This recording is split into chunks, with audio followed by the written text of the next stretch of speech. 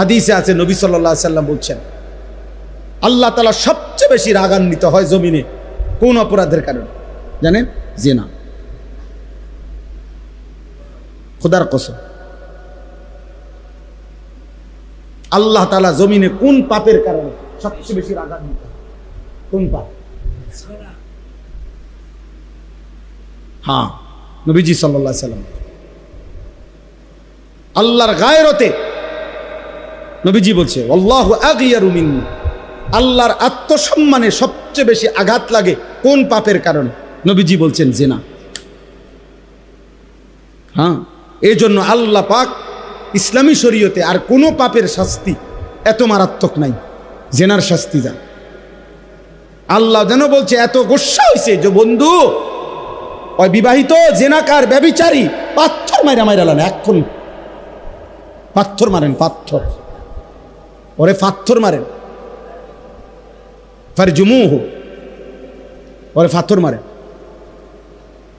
আমরা কেউ না মানলাম তাই বলি কি আল্লাহর বিধান অকার্যকর? কেমন গুসাটা হইলে আল্লাহ এটা কয় মাইরা লাও, তারে মাইরা লাও, তারে মাইরা ফেল, পাথর মারে। নারী নারী হোক, ছেলে ছেলে হোক, ছেলে মেয়ে হোক, পুরুষ পুরুষ হোক,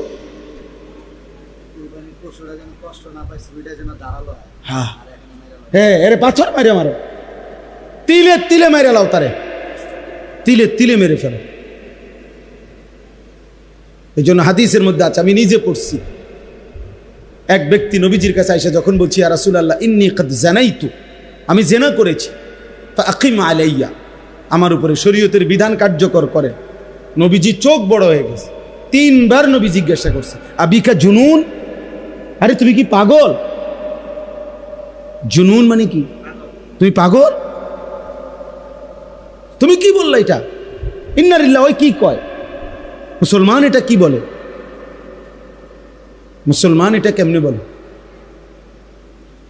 শোনো ভাইয়া, নবী সাল্লাল্লাহু আলাইহি সাল্লাম তখন সাহাবাদেরকে বলছে যাও এলাকায় যাও, খবর লাগাও এ কোনো পাগল কিনা, প্রতিবন্ধী কিনা।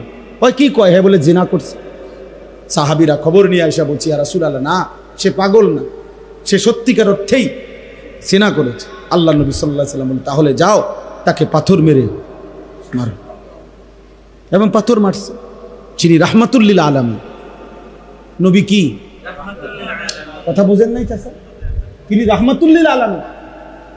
ওই যে মাওলানা আনাস সুন্দর কথা বল, নবীজি বলছে একটা কোরবানির প্রাণী জবাই করলে